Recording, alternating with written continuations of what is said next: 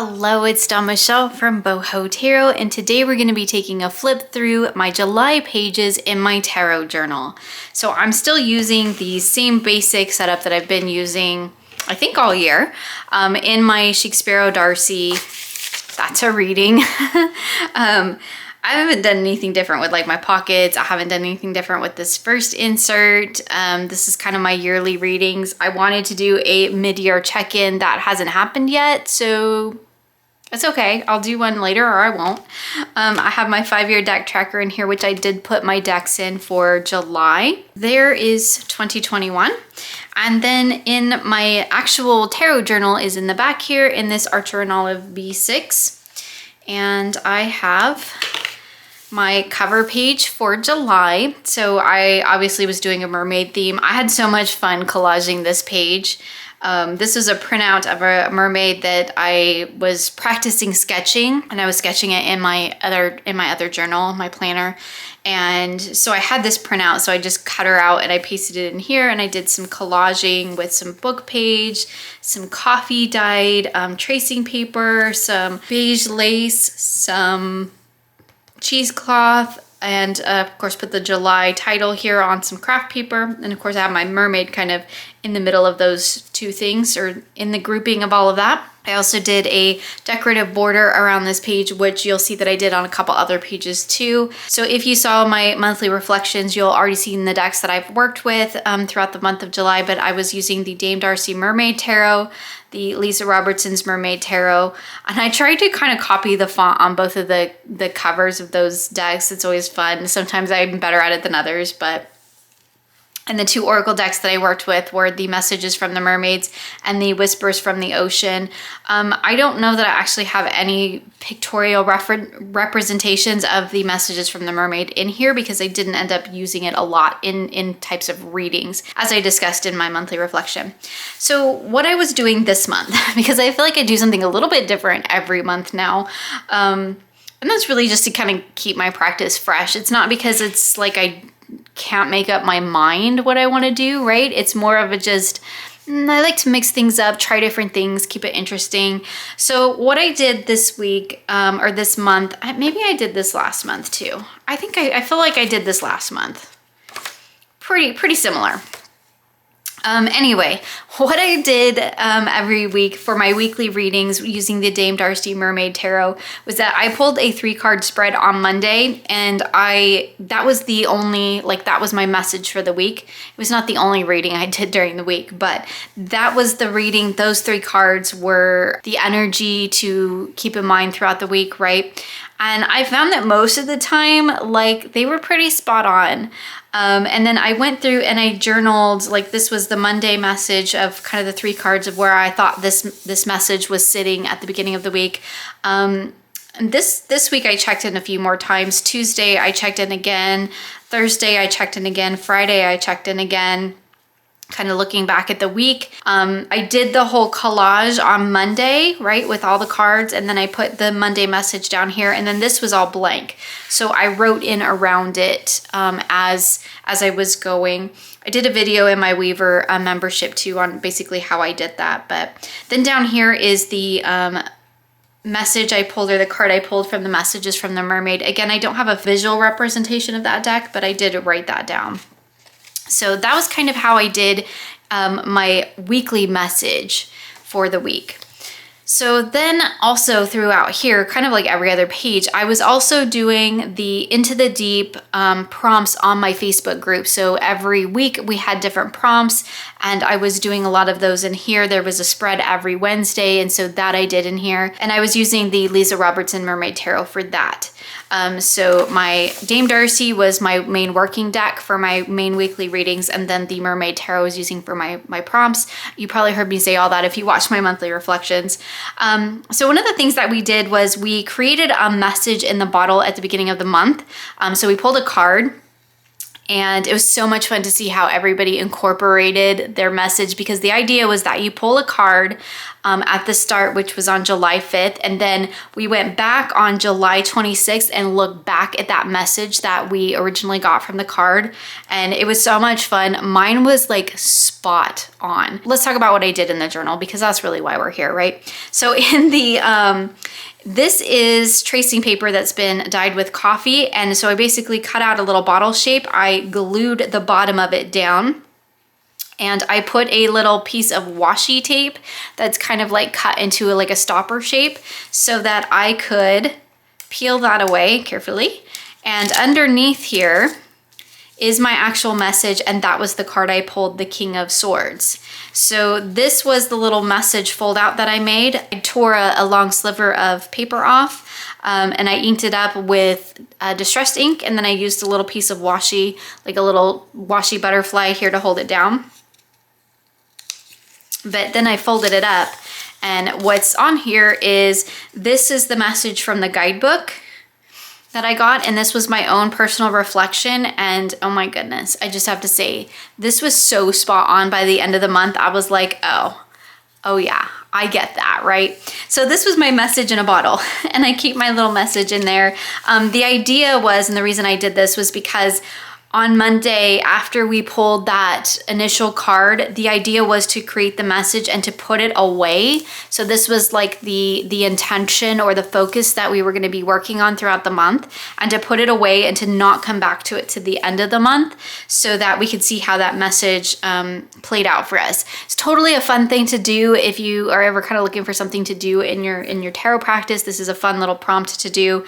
Just kind of put it in here, let it hang out, and then come back to it later. So you'll see that here I have my where I set my intention for on the 5th, and then I have when we did the message returned on the 26th, and there's my kind of reflection on, oh my goodness, yeah, that was totally spot on for me.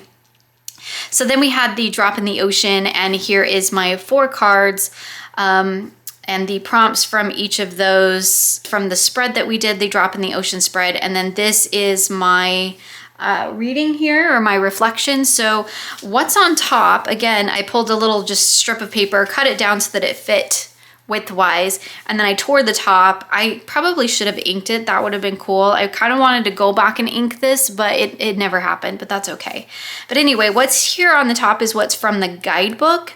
And then what's on the inside is my interpretation, right? So I knew that I was gonna have more to write than what was gonna fit in just this little space that I had left once I actually pasted my cards in here. I mean, yeah, I could have used up other pages too, right? I could have just let this one flow to the next page, but I did kind of want to keep it all together. So a lot of times when I'm looking at my journal and like going, that right there, that's not enough space for me, right? These like, I don't know, a dozen lines, that's not going to be enough for me. So I will create these things like little fold outs where I use other paper to kind of create layers and more writing space in my journals. And I do that quite frequently, not just in this journal, but in other journals. So that was the start of the Into the Deep prompts on Facebook. So here was the next week, and I did something really different with this one, which was a lot of fun. I was trying to tie back in or get back in touch with my creative energies, because I felt like they were waning a little bit. I totally forgot to write the date on it, but I do know that it's the next week. So what I did was I pulled my 3 cards, and this was a rough week for me. Looking back, I didn't really write any reflections. I probably should have, but what I did instead was at the beginning of the week, I used this page, this book page, to create my initial message out of the words that were on the page and how I felt like they corresponded with the cards that I pulled. So, right, these 3 cards. Now I had pasted this page down prior and put this card on here, right? But I was looking at these 3 cards because these were my 3 cards for the week. And so I used the book page to create my message based on the cards that I was seeing. So the message that I got, and I highlighted here, and then I put some, again, coffee dyed tracing paper, which I used quite a bit with this deck. And then this is from another book page, same book, different page, and that I cut out snippets of things that related. So my overall message on Monday for the week ahead, looking at these 3 cards, was the rock that blocked the garden gate. She banished all chores awaiting in a crumbling space between that glittered from the shadows, but I have no idea what any of it means. That was totally how I felt that week. Like, yeah, I know there's things that need to get done. There's things I need to attend to. And I know that there's messages that are coming through for me in some ways that I maybe don't necessarily want to face. And I think all that is represented here in these cards. This is a really great example. I mentioned in my reflections that this deck, the first year that I had it, it was like all sugary and sweet. And then this month when I was working with it, it was like a slap in the face most of the time, which was great. It was what I needed. So anyway, that was really wonderful. And then on Friday, what I came back is there's a name for this. Is it called blackout poetry? I think that's what it's called, where you take a book page and you basically pick out words and then you black out all the rest of the words. So what remains, this is kind of what this is too, only I just highlighted, right, and used other book page. But then on Friday, I came back and looked at, okay, what message do I see now on this page that relates to these cards in the week that I've had, and what lesson, what am I learning? What is my takeaway from this? What is my message from this? So the message that I blacked out, that I pulled out of here, is shadows surrounding the inside for warmth. Resolved before she could speak, when she heard it, something like fear, struggled for a response. The crone answered, I'm going to speak. I just love that.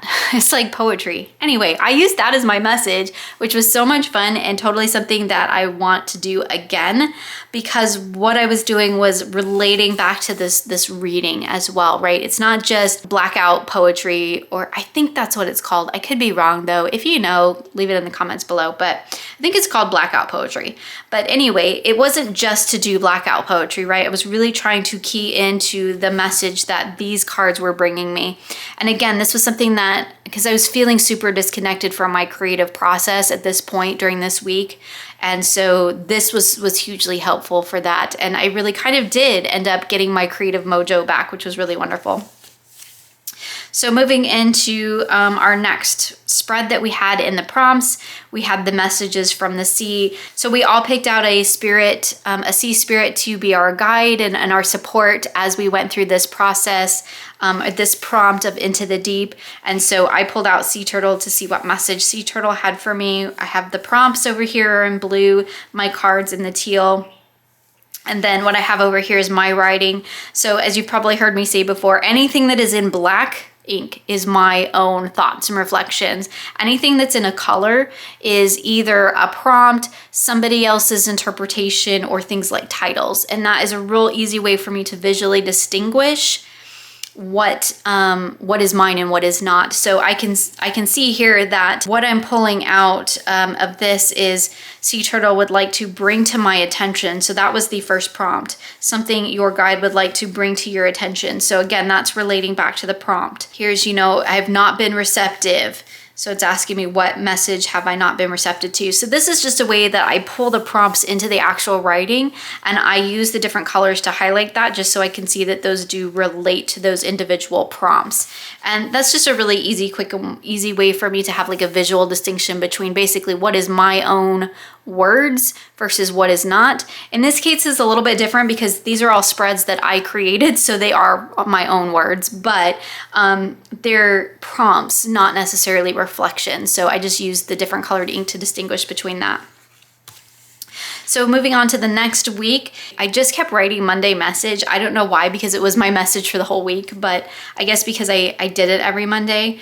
But anyway, again, you can see that I have some collage in here, again, book page and that coffee dyed tracing paper.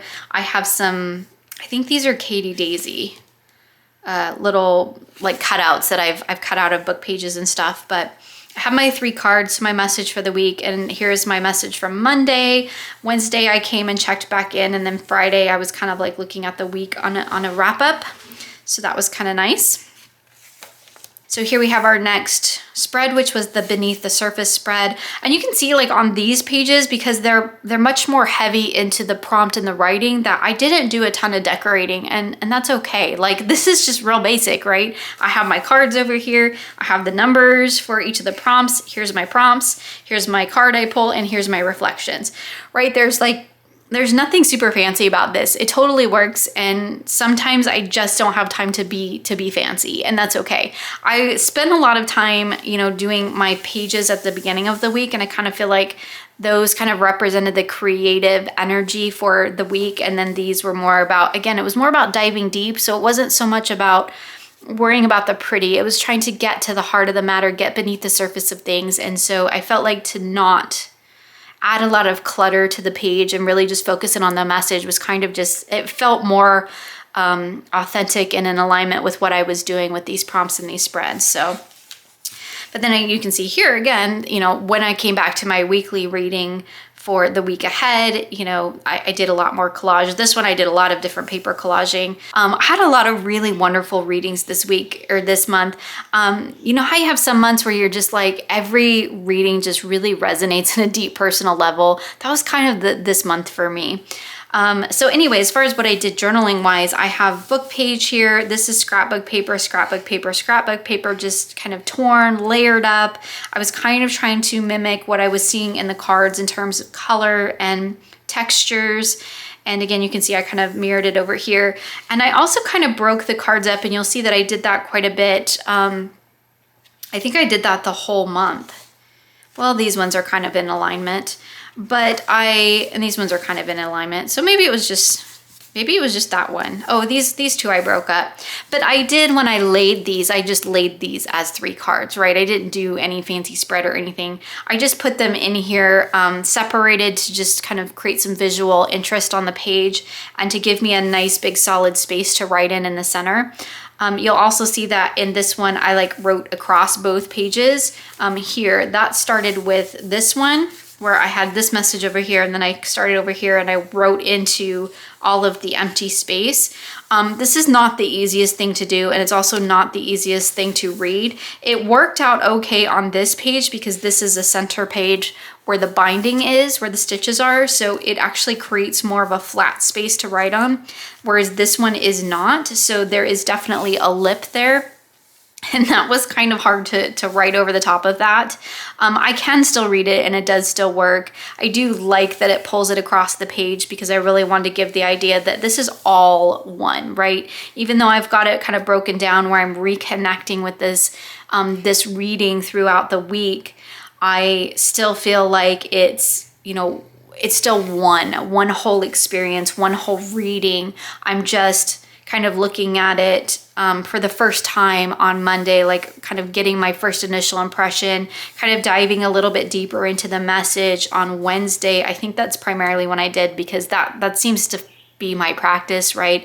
Monday, Wednesday, Friday tends to be when I pull cards, and then sometimes over the weekends. But I have a pretty solid, pretty routine practice of that.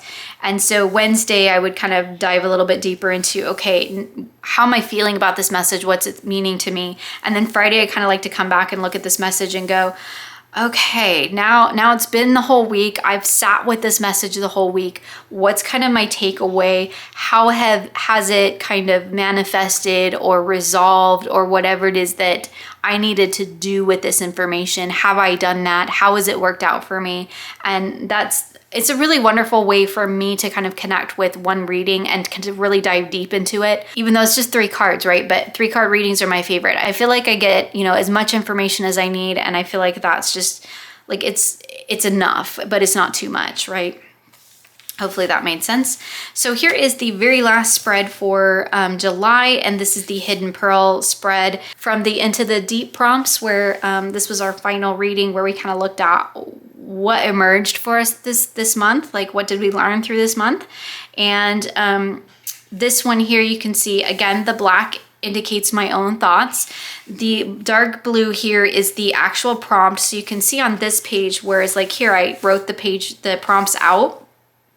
This time I just integrated the actual prompts within the writing. So I have the prompts are in the dark blue. My card as it relates to it is in the green. So I can look back here and go, okay, this was the first one. And then it was here and here and here and here and here, right? Because I can look at it through here. So I don't necessarily have to number them because I can see what order they flow in. And this is just, you know, me integrating the prompts and the cards into the actual write-up. So here on this one, the third prompt was what is ready to be released. So I wrote the King of Pentacles is ready to be released. So there's my card, there's the prompt, what's ready to be released. And then my own writing is so that I can move confidently forward into the next stage. So that's just one way that I like to kind of integrate my cards, the prompts and everything into like one story, kind of like one cohesive, full, like almost like a journal entry, right? So that's just kind of one of my favorite ways to do it. You can see that I did it like this time. I divided it out here. So here's my 6 prompts with my 6 cards and my overall reflection. And this one's a little bit of a hybrid between both of those because I have the prompts and the cards over here, but then I also have my writings and then the prompts worked into that as well. You can see that I have, if we do like a kind of quicker flip through, you can see that there's kind of this back and forth, which is really interesting. So I have this like super heavy collage-y, vintagey thing going on, and then it's kind of plain and minimalist. And then super collage-y and minimalist. So it's really interesting, I think, to kind of flip through. It's not near as cohesive as I have done in months past. I think all I have in here is, yeah, I started this new one. So this was from last month. Actually, I guess I did the same thing a little bit last month. I mean, that's kind of minimalist, and this is like super collage-y. Well, that's kind of, it's not collage-y, but it's doodle. So I don't know, maybe this is just where I'm headed right now. My journaling does shift, like the kind of techniques that I use, it does shift. It does kind of tend to be in line with the seasonal shifts as well, which is really no surprise for me, but it was a really fun month to work in my tarot journal. I really enjoyed being able to take the time and kind of, you know, do a lot of this fun collage-y stuff, but then to kind of just also do the readings, right? Not really worry about all the extra. I mean, this one I had a little bit of extra stuff. This little Into the Deep one was really fun to make. The message in a bottle one. This one is hands down my favorite one for the month because not only did I get beautiful messages out of it, but it was also a creative challenge for me to be able to do that with book page, create poetry and a message out of it, tying back into my cards. So definitely my favorite reading or my favorite spread in here for the month, but it was a lot of fun to do. So anyway, that is a look at my July pages in my tarot journal. If you want to find out more about any of the decks that I used this last month, definitely check out my monthly reflections. That'll be listed in the description box below for you. In the meantime, thank you so much for joining me today, and I look forward to seeing you again soon for more creative tarot for an inspired life.